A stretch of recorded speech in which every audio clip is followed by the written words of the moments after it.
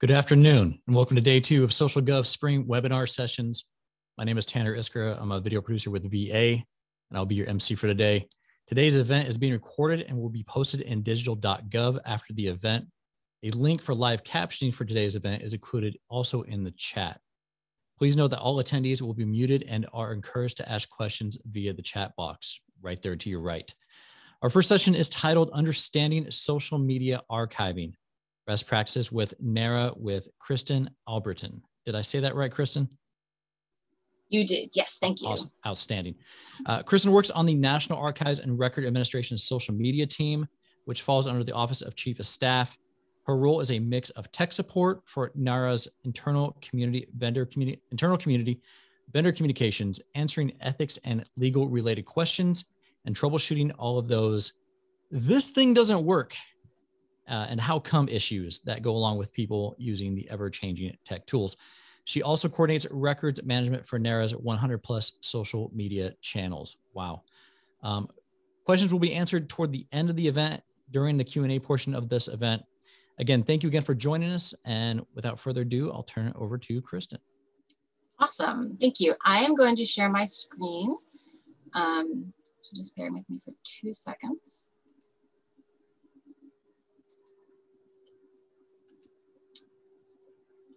Alrighty. Okay.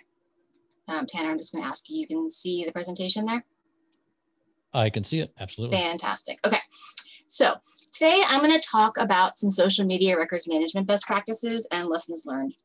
NARA has about 100 active social media channels managed by 120 staff in more than 50 offices around the agency.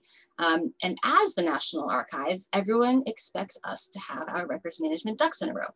So we've done a lot of learning over the past 10 years.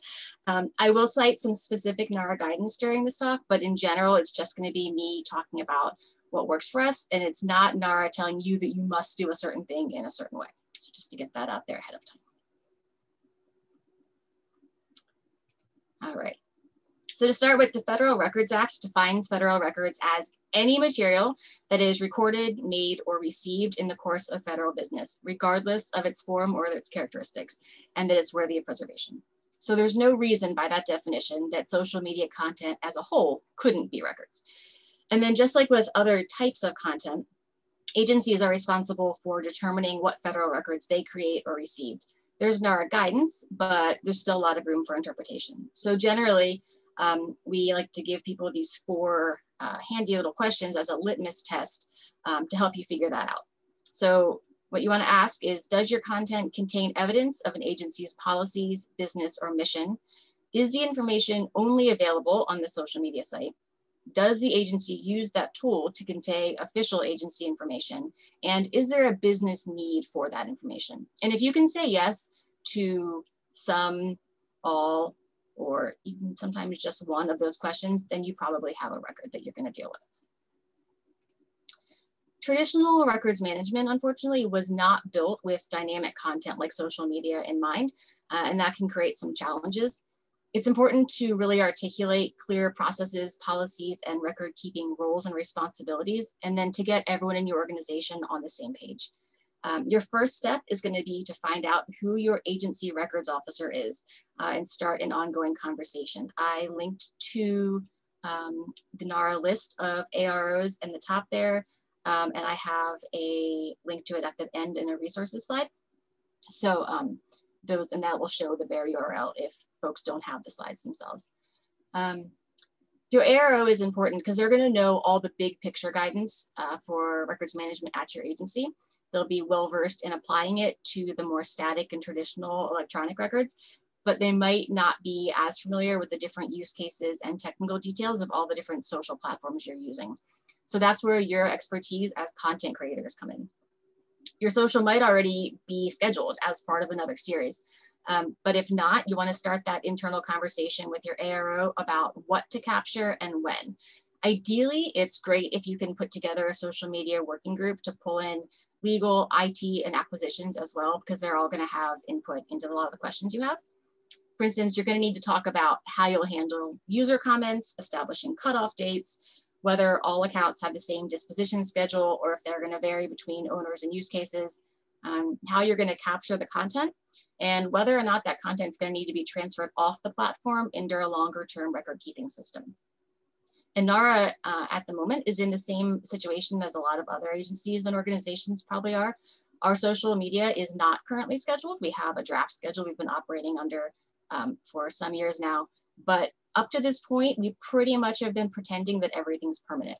It obviously won't be the case long term, but just in order to make sure that we're not losing anything important, that's the best default approach. Pretend it's permanent.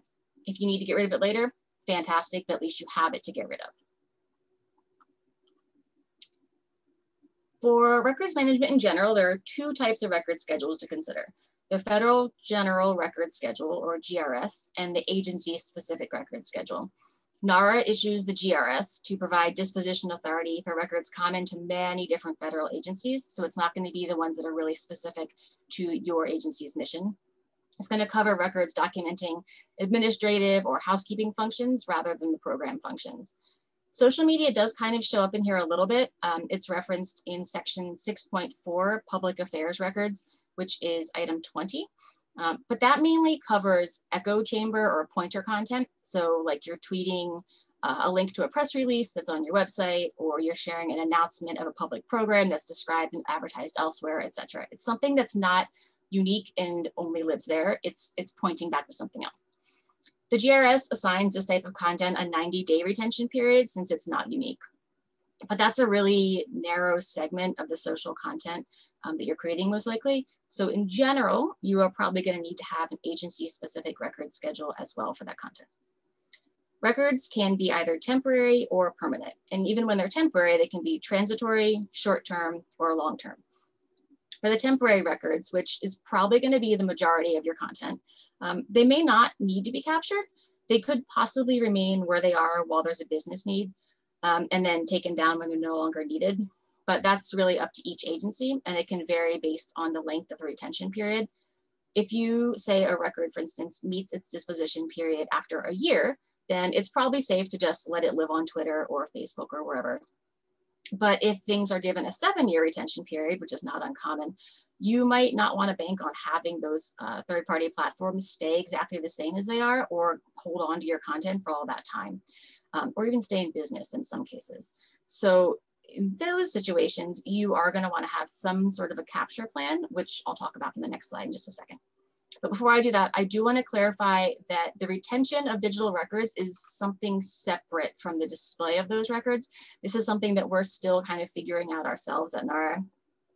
Once content is captured and archived, you'll have questions as to whether the live account, so on Twitter or Facebook or whatever, should stay up or whether it should be deleted. There's a very strong public presumption that since things are online, they should be there forever. If I saw it there one time, I should be able to go back and look at it whenever I want to. That's not traditionally how records management works. And it's challenging for folks to sort of change that mindset and leave something up there forever and ever.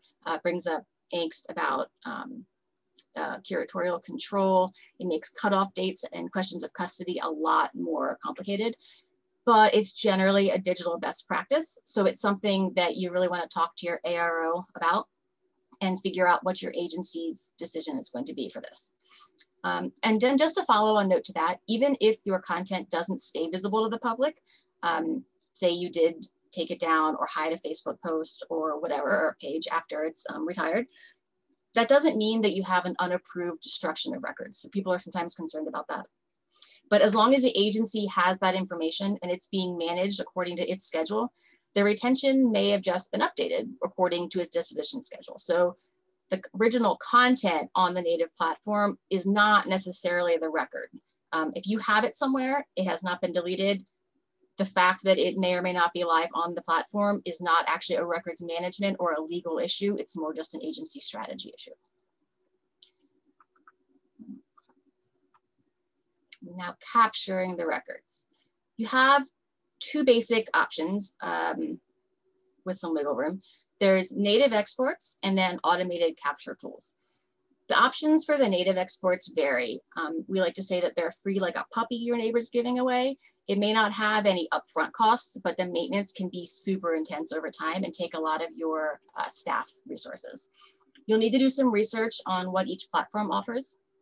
Facebook is fairly robust, for instance, but it doesn't always keep all the different pieces of your content together in one contextual bundle. It can be like a CSV where there's a different tab for posts and images and comments and that kind of thing. So it's not all what you expect to see all in one bit.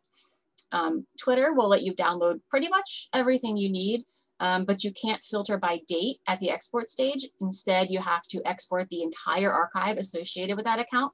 And then you have to go through the downloaded file and identify the years you need for your records management purposes.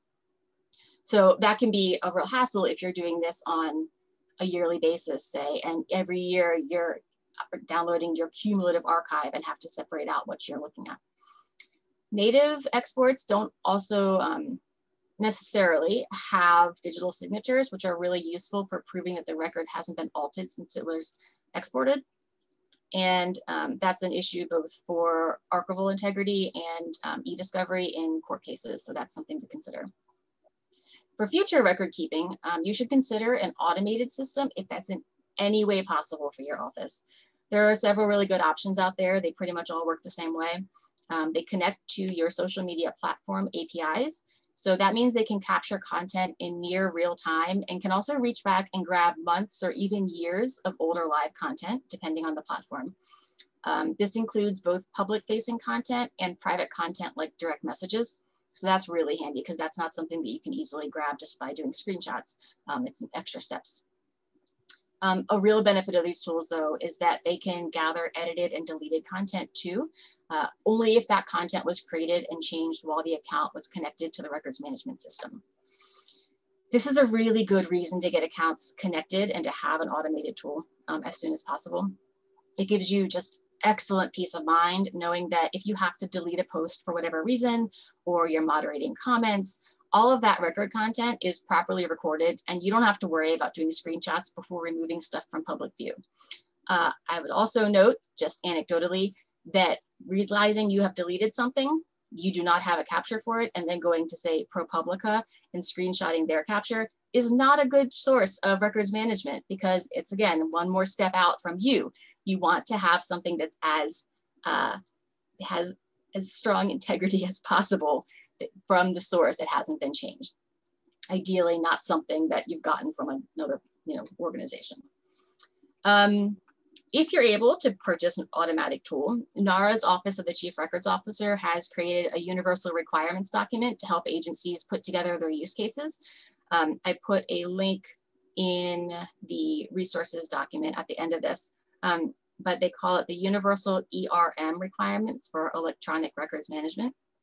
This is a starting point for agencies to use when you're developing system requirements. The staff at your agencies should work with acquisitions, IT, and records management to tailor any final system requirements, anything that's different. This is for ERM as a whole, not just social. So it's not that every element may be applicable to you, but it's a really good way to not start from scratch when you are trying to make this happen.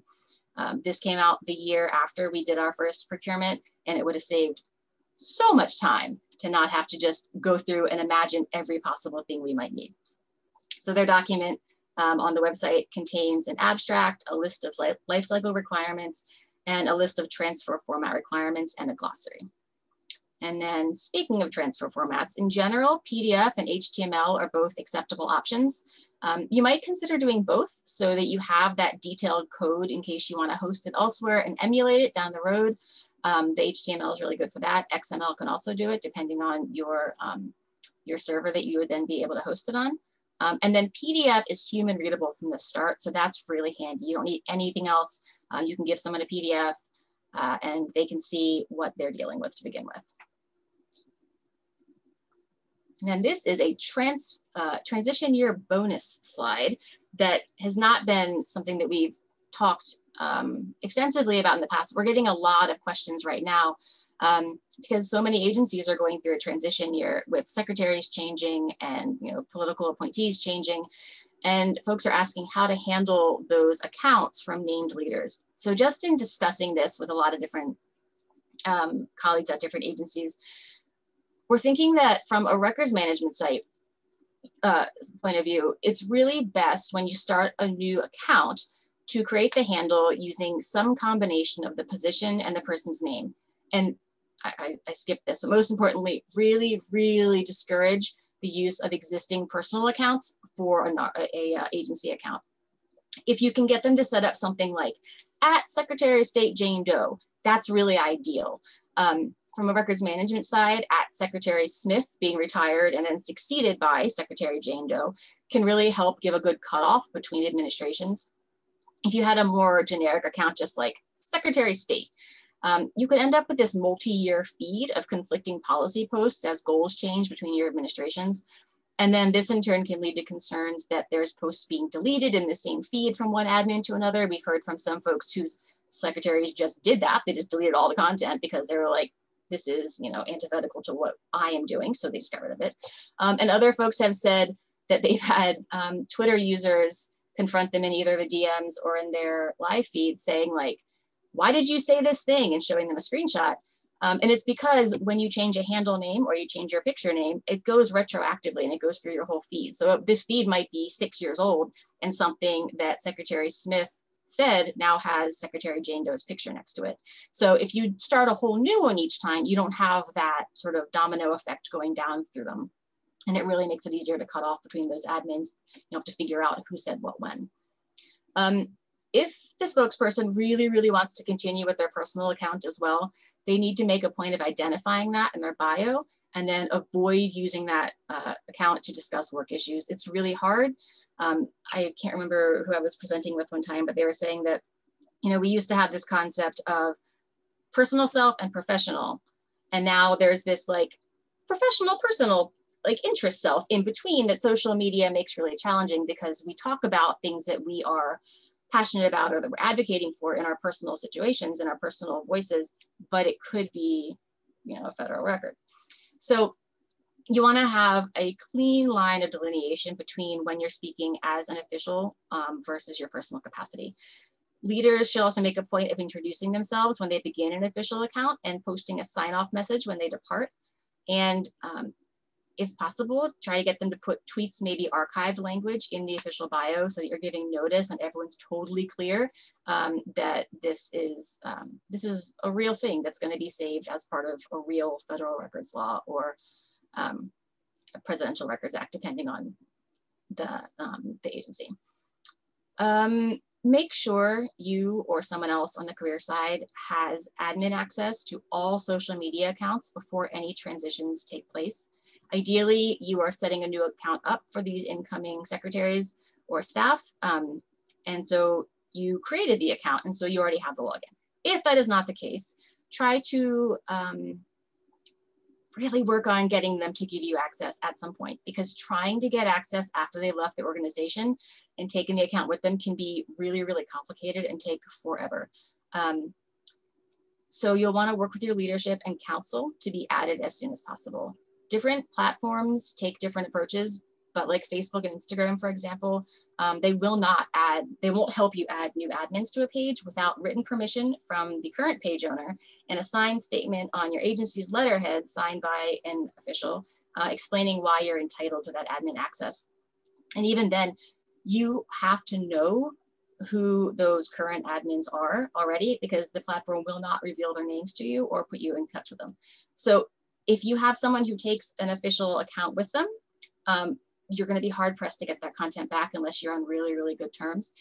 And agency content has to stay with the government. So do yourself a favor and as much as possible, get those access credentials situated as early as possible so you're not in this situation.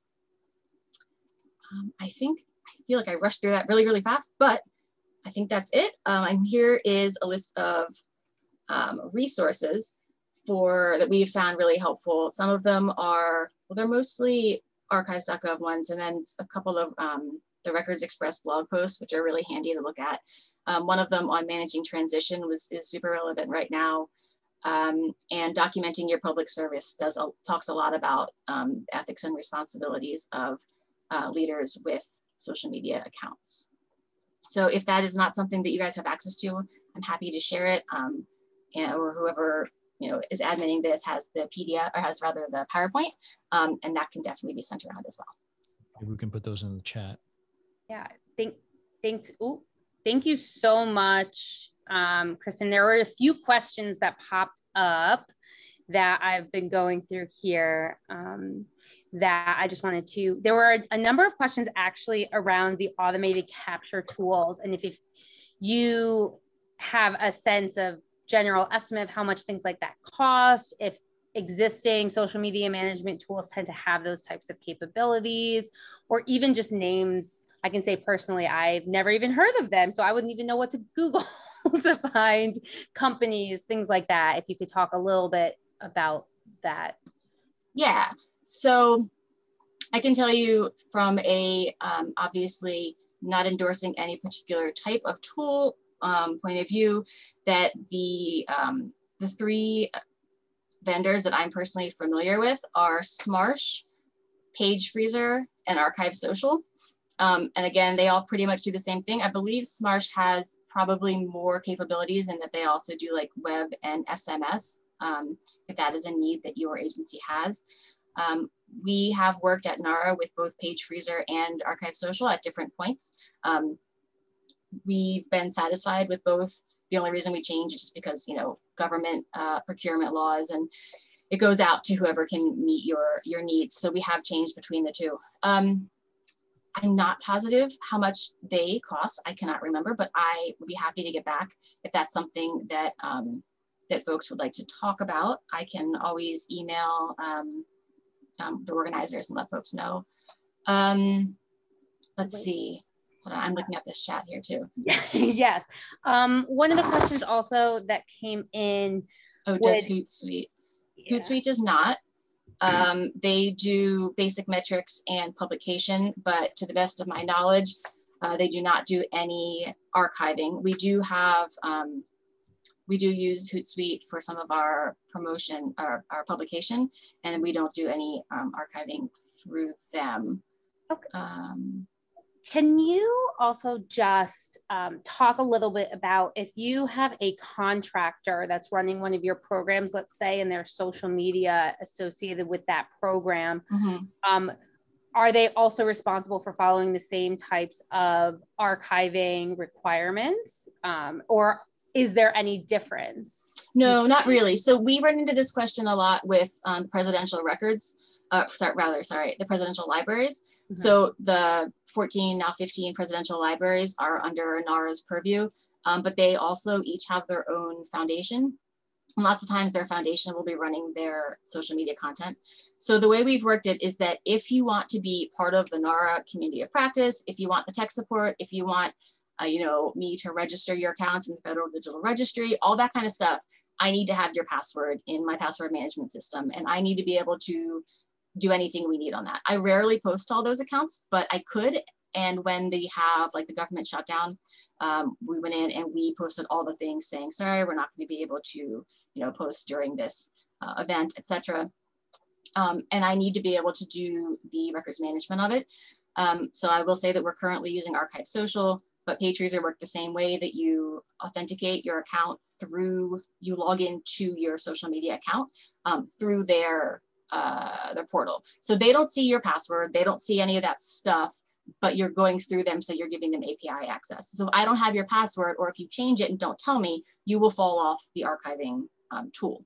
So the idea is, if you want to be part of this, and if it is a social media federal record, I need to have your password. If not, and it is run by the presidential library, and you can say that it is not a federal record, then you need to have that in your bio. It says this is an account run by the nonprofit JFK Foundation for the JFK Library, which is a part of the National Archives. So I think it's the same thing with contractors in general. If they're doing content that is a federal record, and again, that's up to your agency record officer, then they need to be following the same rules as an employee would. Awesome. So obviously I want to make sure that Tanner and Dominique have enough time here, but I did want to tell everybody, and I'll drop this in the chat, the email. Yeah. Oh, and somebody, just one thing that Tanner had mentioned, I think here, you said, was wondering about changing through, having a different account as you change secretaries, and then maybe say like kind of last post directing the audience to the new account. That's absolutely what you should do. You should say, this is Secretary Albrittain signing off. I hope you'll follow me personally at whatever, I'm succeeded by Secretary Iskra, follow him here. And then it sort of points people along. If you've seen like that'd be great, because you want to keep as many of that audience as possible. Yeah, although honestly, if you have admins changing political party, we have found in some transitions that I've done that people do not want to be following the next person. They have lots of feelings about that. Yes. So do not make them. No, so absolutely. It really depends. So if anyone has any other questions, I'm going to drop the social media at NARA.gov into the chat box so that it can be emailed.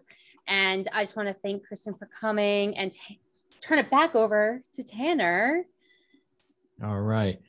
Thank you so much, Kristen, again. Good stuff, especially with all the accounts that get turned over. This is all really, really good information. Our second session today is going to be how to build a podcast audience. Again, as a reminder, today's event is being recorded and will be posted in digital.gov after the event. A link for live captioning for today's event is included also in the chat.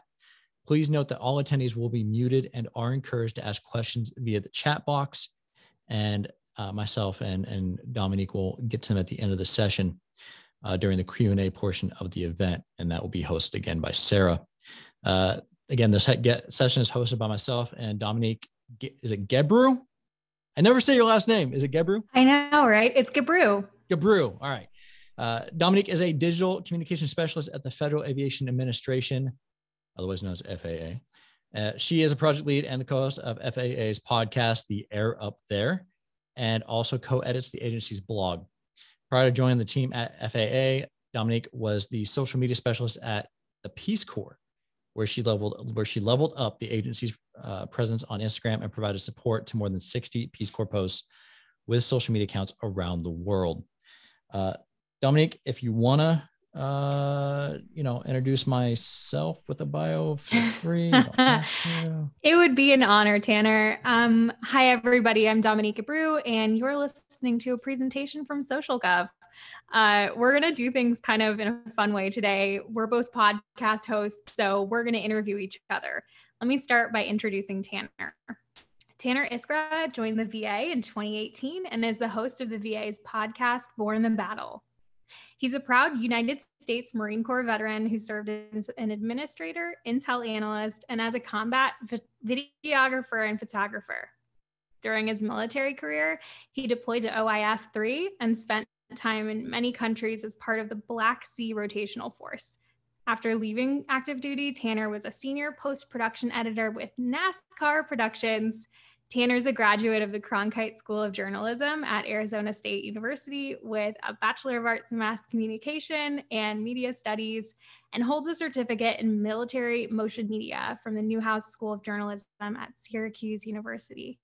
Tanner, I said this to you yesterday when we were preparing, and I told you I was going to say this in front of everybody, but it's truly a full circle moment for me to be here co-leading a session with you. Tanner, you've given a couple of presentations to this group about podcasting, and frankly have been a huge mentor and source of support for me as I've helped the FAA launch our podcast. So thank you.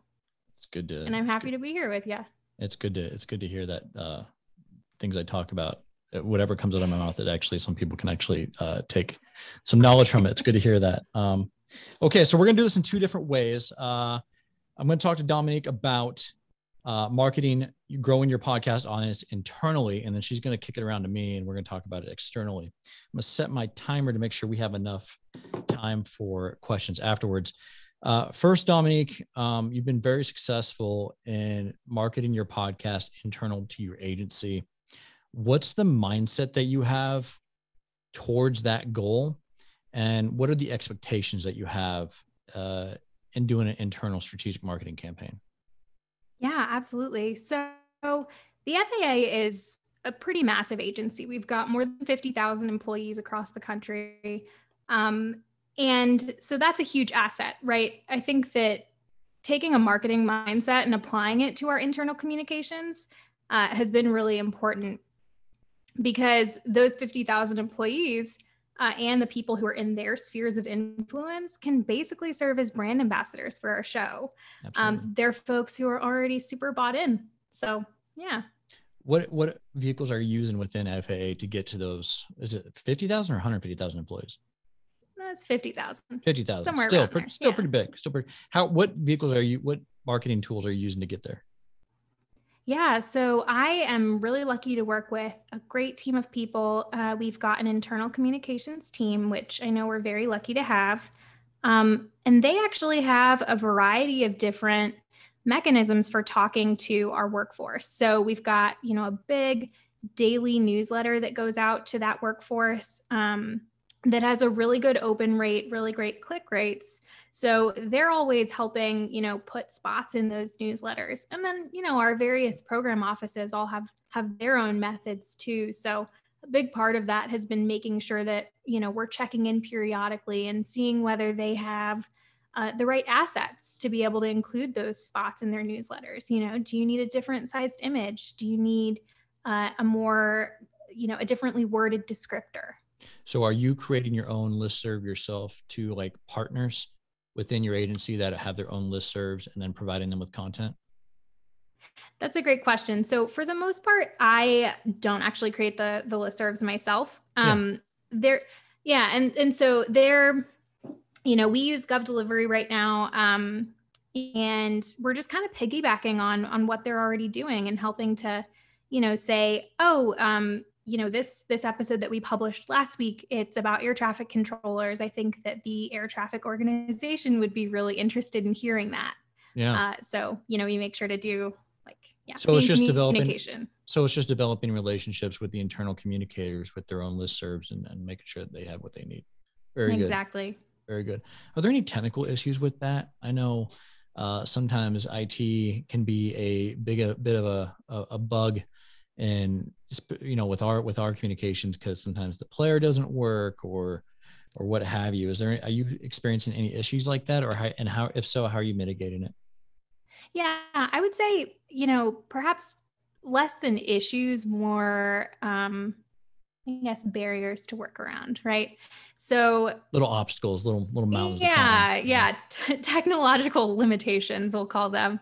So I think one of the biggest challenges is, making our emails dynamic. And I think our team does a really good job of this, where, you can't really put an audio player directly in the email because our firewall wouldn't like that. That would be a really big file.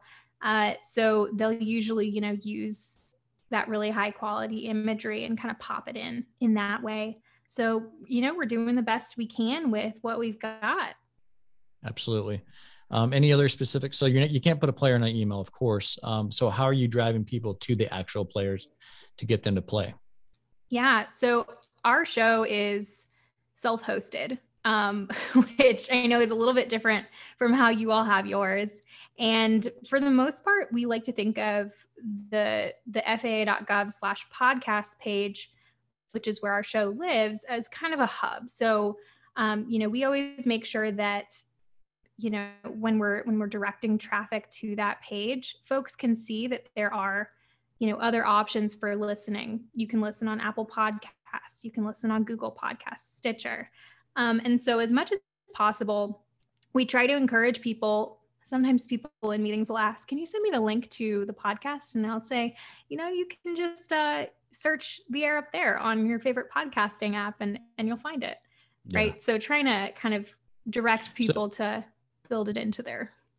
So just to be clear, when you talk about hosting it on your own site, you're talking about literally hosting it on your own website. You're not using Libsyn. You're not using some of the other podcast directories that are out there like Captivate and Transistor and things like that. You're actually hosting it on your website, providing the RSS feed. So you can also market externally. You're also getting to Apple Podcasts and Google Podcasts. You're taking the RSS feed directly from your website and doing that. Very, very good.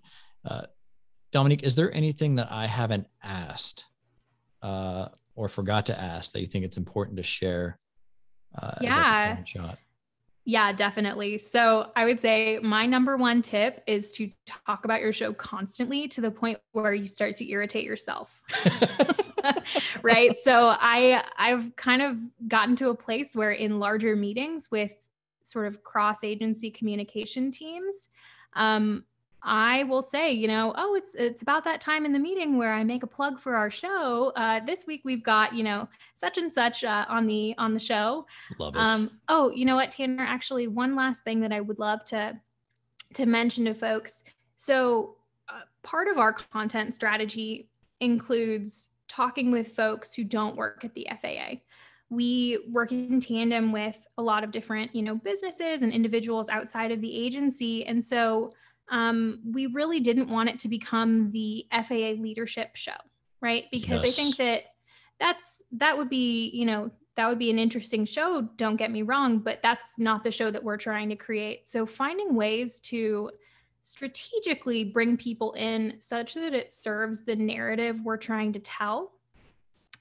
Those people who, let's say we interview an air traffic controller. That person is going to share it with their manager before they come on our show because they have to. Yeah. That person's going to talk with their colleagues about the show, and the word spreads that way. So, our boss actually mentioned that in a recent leadership meeting, someone else called out the podcast and said, I really recommend that if any of you have the opportunity to work with the communications office on a show, do it because it's great. And I think that's the best testament. You want to make sure there's value added with every guest, right? For the audience that you're 100%. intending it for. So I think with our podcast, with Born the Battle, it's like, let's make sure that this is not a pat ourselves on the back podcast. There's value added for the veterans that we're making this podcast for. So if we're going to bring leadership on, there's going to be some value added to the conversation. They're a subject matter expert in whatever that may be. Very, very good. Dominique, I think. Yeah, let's turn the tables. I think, okay. I think she's like, spotlight's down. Let's turn around. Okay. Yeah. I'm going to stop my little timer there and go ahead. Shoot. Yeah. I just hit start on mine. So like I said, we're going to turn the tables. Tanner's going to talk to us about, communicating your show with external audiences, building externally. And Tanner, I know you hit a pretty big download milestone recently, right? 1 million downloads. Yes, we hit 1 million downloads for a government That's incredible. podcast. Yeah. It was, but don't get me wrong. It was 4 years. This podcast started in late 2016. So we hit 1 million downloads in 2021, just to give it perspective. It's, still something to be very, very proud of. Can you talk with us about what, was there a tipping point moment when you really saw your show take off? I think for me personally, because Tim kind of had the previous host, Tim kind of had a peak and then he had a valley. And then so I came in right at that valley and we were at about 2,000 downloads. And if you think about our veteran audience, there's like 19 million veterans, like, okay, we got some work to do. So we were getting about 2,000 a month. And I really think when it took off is when I read a book and it said, hey, social media is great to be in the conversation, but it really doesn't work in terms of conversions. Really direct email marketing is the way to go. So I thought about ways, just kind of what you're doing internally. I thought about ways to, how do I get to my audience externally? I started conversing with other stakeholders within the veteran community and trying to get into their email listservs. And then I found out that the VA has over 14 million veterans on a newsletter. I was like, okay, I need to get in that newsletter. And so now we have a placement every week in that newsletter. And as soon as we did that, we saw a spike. And especially it's that plus the content. So you want to make sure that you're serving your audience with the content that they want. So some do better than others.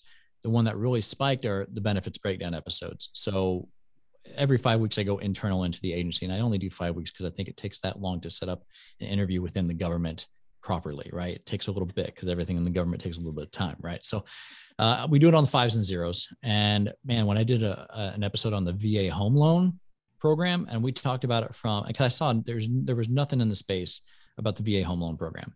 So we spent an hour and a half on it from the time that you walked in, or from the time that you thought about buying a home to the time that you are in your house and you're getting the refinance like loan scheme mailers. And we talked about everything in between. That did an amazing number. We were actually top 50 in all podcasts in America that week. Number one in the government podcast on Apple Podcasts. So once we really got out with that episode, we really started seeing it kind of start creating its own audience. That's incredible. And you really said it, adding value. You kind of touched on this a little bit, but what have proven to be your most effective marketing tactics? Oh, direct email marketing. So everyone's hooked on social media right now. And I'm going to share my screen real quick. I think I have it pulled up. Can everybody see that? I think everybody can see it. Yes. This is kind of looking at email marketing versus social media. And this is from campaignmonitor.com, but it's got plenty of different sources, Pew Research Center and a couple others. But if you look at social media marketing, 74% of Facebook users deleted the Facebook app between 2017 and 2018. Email users are still growing in the world. About when it goes to safety, when it goes to millennials and about their engagement of how when they want to what mode they want to do business on, whether it be social media or email. There's so much documentation of why email marketing is still king. And I see it within my return on investment. So if you go down here, where's that? As far as intrusiveness, that people still think, there's one more that I wanted to see. I want to show you about return on investment. It was right here. So numbers show that 52% of social media marketers admit to having experienced challenges with reviewing return on investment. I think that's it also accurate when it comes to government. Sometimes we don't really know how to quantify our social media return on investment. Email marketing has a 4,400 return on investment. You can actually see the click-through rate goes through the roof. So I'm going to stop sharing there. Again, that's campaignmonitor.com. I think we can put the link in there. Plenty of documentation, plenty of reasons why direct email is still king. Again, social media is still good. I still post at least once a week on all the different social media forums just to get it in people's minds. But if I really want to look at conversions, I still look at email marketing. Do you use, well, first of all, two-part question. Do you have your own email list specific to the podcast? And second part of that question, are you using social media to encourage people to sign up for any of your email lists? I'm not using social media to encourage people to sign up for the social media list. And that's a good question. And that's something I'll probably consider moving forward. Interesting, because I would figure out, I would want to know how to get people to that listserv from social media. Interesting. First question was, do I use, what was the first part of the question? Do you have your own email list specifically for marketing the podcast? I don't have my own. I use vet resources. When you hit 11 million veterans, 14 million veterans, you kind of don't want to disturb that model. I do my own list, as I would call it, Born the Battle Partners. And that's the reason I asked the question to you earlier, is because what we do is we go, anybody that's interested in helping disseminate the podcast in their own social media, in their own digital marketing campaigns, email marketing, we provide once a month or once a week, every Monday as the podcast gets released, all the links get posted, everything comes out. We send it to, we have state veterans associations, we have nonprofits, we have social media companies, media outlets that we email to say, hey, thank you for helping support the podcast. Here's a synopsis of this week's episode. Here's all the links. And I give them the podcast smart link, the blog, all the different social media links. And now we're getting into YouTube. Thank you for supporting it any way you can. And they do what they want with it. And some are more engaged than others. Some are more engaged on certain topics.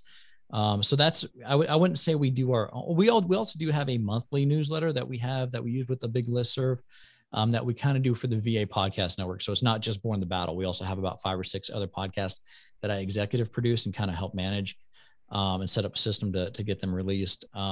We do like an overall kind of roll up every month that comes out about the first week of every month. Hey, if you missed any of the podcasts, here's what they are. That's really cool. I actually just took out a Post-it and wrote that down. That's your podcast partners that's definitely a strategy I'm planning on implementing, and one that I've been trying to get off of the ground. And I think, any stakeholder that may be interested in the content you're producing, reach out to them. and see if they want, develop that relationship, get them on your own little listserv. It doesn't have to be a big listserv. Just if they have something that they, do that, it's big. That's really awesome. And I think, that's kind of a point of distinction between our two shows and kind of the differences between our two agencies as well. You've got, these access to these pretty impressively sized email lists.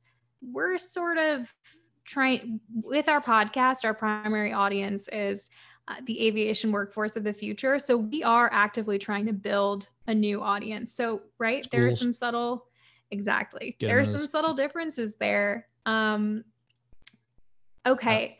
So you kind of touched on this a little bit. You said you're moving to start using YouTube. And I saw some pretty impressive video on your LinkedIn recently. Can you talk with us about, your strategy behind pairing your podcast with video plus how you do it?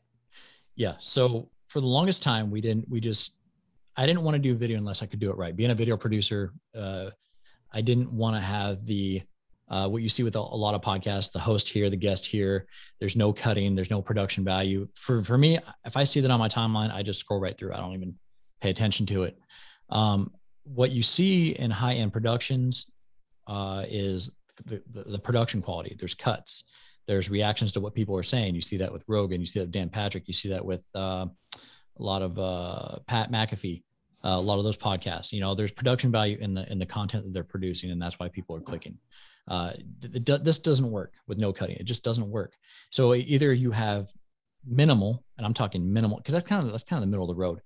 Minimal meaning, for the longest time, what we did was we just put a slate up with the guest face, kind of their 3 bullets of like, hey, this is Navy veteran, CEO, founder of X, and they like cats, and just kind of. Yeah, and then we put that on YouTube, and then we started chaptering based on subjects in there. And we wanted links. We put links in the description to try to get them to convert either to the blog or to the actual podcast to get them to click the full episode in one of the podcast apps.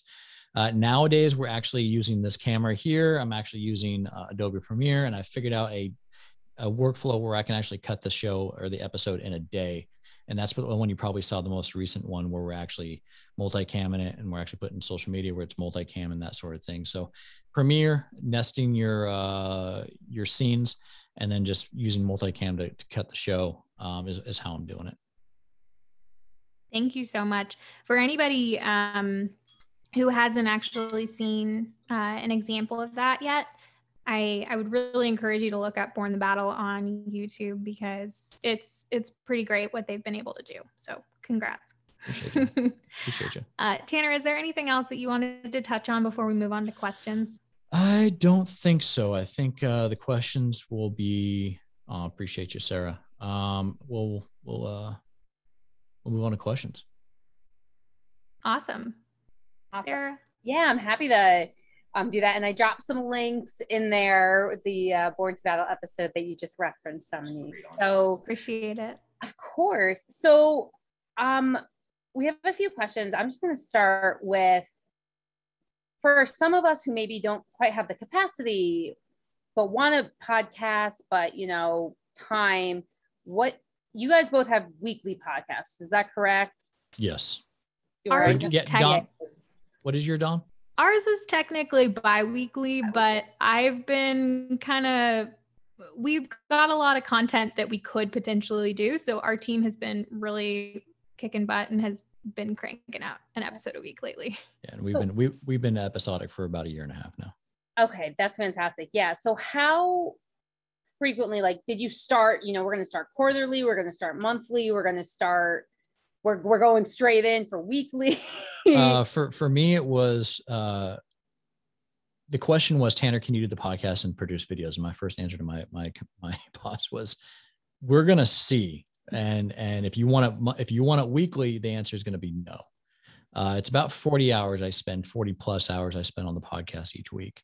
And I say plus because I do love what I do. If it takes about 40 hours plus I have a team of interns that do my blog writing, that do my social media graphics. There was a time that I was doing it all. And I set up basically templates, and if you short on bandwidth, you really got to, I took out 2 weeks and just figured out, okay, how am I going to be able to do this? And so we actually took a break for about 2 weeks while I just trying to figure out the cookie cutter that worked for me. Okay. Dom, anything to add, Dom? Yeah. Yeah, I mean, I think again, it's pretty cool to have both of us here because we've got sort of different production management systems. So Tanner works on his podcast and other podcasts pretty much full time, right? But for me, it's my main job, but it's definitely, I guess ancillary. I have other, portions of my job and we've got more of a dispersed team who work on different discrete parts of the show. So to get started, there was some discussion around, should we do monthly? Should we do biweekly? We decided to push ourselves for biweekly, and if we're able to do weekly, it's kind of a nice extra, but definitely encourage people to start be realistic about what you can accomplish. So if it's doing like a series, like pre-recording 6 of them and pushing those out at once, right? Or spreading that out, doing all of the actual production ahead of time. Yeah, like serial, exactly. I will tell you this, episodic, you need to do them at least bi-weekly. If you don't do bi-weekly, sometimes Apple Podcasts will unsubscribe and unnotify some of your listeners. So bi-weekly, if you're looking to do an episodic type of podcast, is bi-weekly or more. You can also do it with, a serial podcast, and that's kind of what we call the Netflix drop, right? So if podcasting isn't your normal thing, isn't your normal duty, you do 6 episodes and release them all at once, and then do your strategic marketing campaign on the back end, release your blogs, your show notes as blogs, and throw those out on social media and on newsletters. That's fantastic for some of us who maybe don't quite have the capacity, but leadership is asking us about podcasts. So do you market differently based on your audience? So I know, Tanner, you talked about email marketing, but you've got veterans maybe who are in their 30s and 40s, and then you've got veterans who are in their 60s, 70s, 80s. Yeah. Do you market the podcast differently based on those audiences? And then Dom, you can also speak to kind of how you might market your within FAA and your partners. I think with our audiences, when it comes to age groups, we kind of already, we deal with a much older demographic when it comes to Facebook already. We already know. So I will market, maybe the video is a little bit different compared to what I would put on Instagram, compared to what I would put on maybe Twitter. So I will select videos based on what I think the audience will be more take on that medium. When it comes to the email marketing campaign, my father-in-law, he's 70, and he was like, I clicked on your link, and because he's an Army veteran, he's like, and I, there's another thing where it's like, click to go to which podcast, and he stopped there. He didn't go any further. So that forced me to go back to my smart link strategy and go, well, if you click in from a certain device, it should automatically take you to a certain place. And then we also did blogs on like how to subscribe to a podcast, and we put those in our monthly newsletters. Smart. So, yeah. That's smart. Know your audience. Yep. Yeah. I mean, Tanner was kind of alluding to this, but a lot of it really is the same thing that you would do for any social media campaign is experimentation.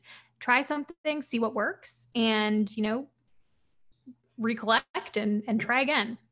Well, that actually, Dom, that leads us perfectly in kind of the last question here, because we only have about 5 minutes left, would be, how do you deal with metrics? I mean, you obviously have information like downloads, but how do you collect that? Are you able to get that off of the podcast host platforms? I'm sorry, I'm very familiar with the podcast realm, so I might be using the wrong terms. Or are there other web data, that kind of thing? Dominique, you want to take the first part, and I'll follow up? Sure, I will. So this is another of those areas where I'm going to talk about my limitations. So, as with most tools, we have to work with our general counsel and our IT security before we're able to start using any tools. And so that's been kind of a big challenge, is getting everybody, on the same page about that, especially with competing priorities and a transition. And our podcast is less than a year old. So I guess short answer is that I go to each of the platforms where our podcast is at. And Wow. I pull them. Yeah. And, some of the different podcasting apps treat their data like proprietary information. So they don't actually give you everything. iTunes is terrible. And of course, I work very closely with our web metrics person to get the metrics from our site. But again, there are limitations. See, I'm hosting on a podcast directly on Transistor where all the feeds come in and all the downloads come in one nice little bucket. I couldn't imagine having to go to each, like Spotify, Apple Podcast, sign up with each one and having to log into each one and getting all the down. That's an insane amount of work, and I applaud you for it. No, the metrics are great within podcast directories. They'll tell you from what state people are coming from, the demographics, which market. I think Libsyn was down to like which TV market. So the metrics are great within, and then somewhere like on certain days, which episodes are getting downloaded more. Libsyn was doing more of that. I get total downloads within Transistor now. But I also, I don't think that's a full, I think one, you have to set expectations too. If you're a smaller agency and you're trying to talk to a particular group, I think it's important to understand that as well, to determine successful metrics for your podcast. One thing that I have done is I've taken a full picture approach. So I look at the reverse marketing funnel, if anybody's familiar with that. And I go, okay, look, I go through conversion rates. So if the majority is going through, I also do blog views. I also measure by blog views. I measure by video views. And I try to do conversion rates between those. So for every 5 video views, I'm getting 1 conversion or something like that, every 100 or something like that. If I can determine conversion rates in my marketing funnel, how I'm marketing something, I can then go back to leadership and go, okay, sir, ma'am, what have you. If you want 10,000 downloads on this episode, you need to invest into reaching this many people with impressions, with blog views, with, based on the current ratio of the conversion rate, that usually gets them to stand up a little straighter and understand, okay, it's not just, we always talk about going viral. It takes work to go viral. Yeah. Those leadership think that you can just make something viral. Yeah. Because you wish it. Yeah. No, there's a little bit of science to it. So there's one last question that just came in that basically is, when you posted on Apple, did you have a few to go at once at the beginning, or did you just start with one podcast? I know we've got 1 minute left and I want to respect everybody's time.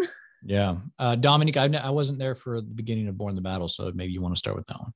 Yeah. And actually, I just put my answer in the chat, but just for everybody who's listening, at the FAA, we did set up Apple to coincide with the launch. It's a good idea to create a trailer to make sure that your Apple Podcast connection is all set up ahead of your initial episode. That said, we didn't do that. We didn't really have any issues with it though. So, as I say, not as ideal over here. Yeah, that's a best practice. I think it's, that's extremely best practice. You want to get in the new and noteworthy within the first couple weeks of Apple Podcasts. So do the trailer, get everybody excited. And then when you drop 5 or 6, the theory is, and then to still have about 4 or 5 in the can, that way you don't get hung up on, workflow issues. You have some in the can, but yeah, definitely have 5 or 6 or 10. That way it gives your audience an initial setup to go through and go, okay, if I like it, because there's data that shows like it takes 2 or 3 or 1, depending on who it is, to actually subscribe to your podcast. So if they like the content, it might take them more than 1 episode. We want people to binge listen your podcast. Yes, and then get them and then get them invested into the content. And it is while we didn't. Sorry, Sarah. No. I was just saying it's 3 o'clock. My last point. Go ahead. Thanks. While we didn't launch with a trailer, we did launch with 2 episodes so that people had a little something to binge listen. I'm just about to drop the link to our show in the chat, but it's faa.gov/podcasts. Awesome. Yes. Please both drop your podcast link so we can get all these subscribers. And Mara just posted, thank you so much. I don't know, Tanner, if you've got a wrap up to read? I didn't have a wrap up to read, and I had something I wanted to say as a last parting shot about this, but I completely forgot. Just completely forgot. Well, Tanner will email the listserv if he remembers, and if you're not on the listserv, make sure to subscribe. How about that? Good segue? Plug. Good plug. And feel free to provide some feedback. We would love that. And the link is in the chat. And finally, the recording will be up on the Digitalgov website, if I remember incorrectly. So thank you all. Thank you everyone for joining, and we'll see you in the listserv.